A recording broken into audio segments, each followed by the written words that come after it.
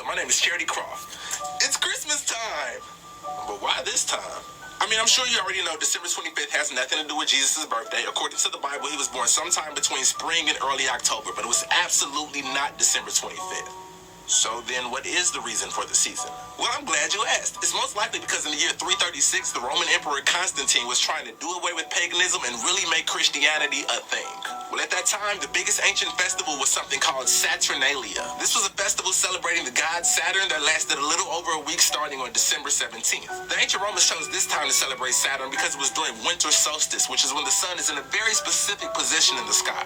Now, we won't get too far into that, but listen, once you learn why Saturday is named after Saturn and why Sunday is named after the sun, and notice how most religious activities take place on one of those 2 days, a lot of things will start making sense to you. Anyway, so Constantine thought, since everybody's already celebrating at this time, I can just make this the day that we celebrate Jesus, and the whole world can make a much easier transition to Christianity. You gotta realize that at this time, most people worshiped multiple deities and were so-called pagans. Well, since Constantine and the Council of Nicaea were hell-bent on making Christianity the most powerful religion on earth, they just slapped their holidays on top of pagan holidays so the people could convert easier. Side note, the reason why Easter is always celebrated on a different day every year is because it's always the Sunday after the first full moon of the vernal equinox. Super pagan, nothing to do with Jesus' resurrection, nothing. Anywho, Christmas trees were used to decorate Saturnian temples. Mistletoe was used by ancient Druids because they believe it had mystical powers. And presents were given during winter solstice to celebrate the spring to come.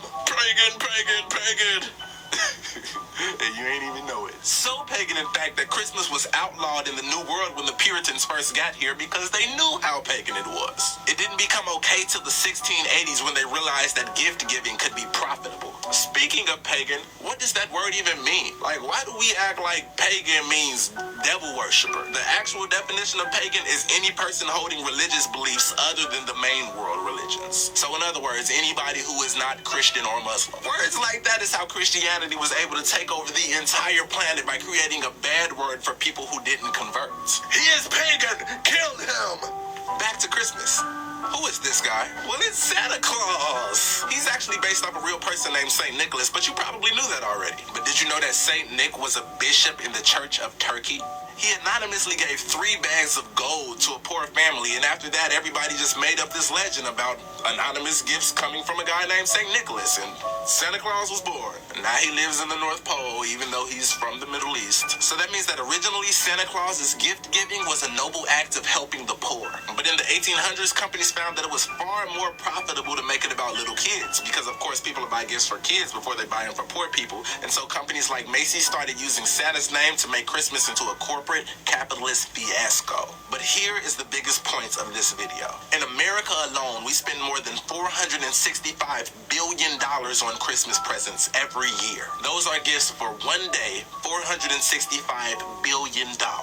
Well, check this out. According to Charity Water, you can buy a well for $5,000 that will provide water for 250 people for 20 years. And according to Feed the Children, you can buy a meal for 300 people for $120. So if you do the math, $120 times 3 meals a day times 365 days a year, then add in the cost of the water well, you could provide 300 starving people with food and water for a whole year with only $136,400.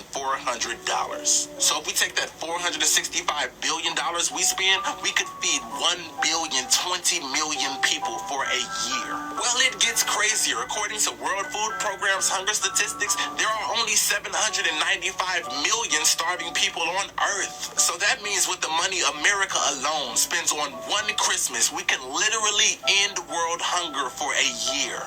Now let's take that one step further. If we just did away with the entire gift-giving part of Christmas, and every year we use the same money that we would have spent on presents to instead feed the poor, there would be no such thing as hunger, and the entire world would have food. Merry Christmas.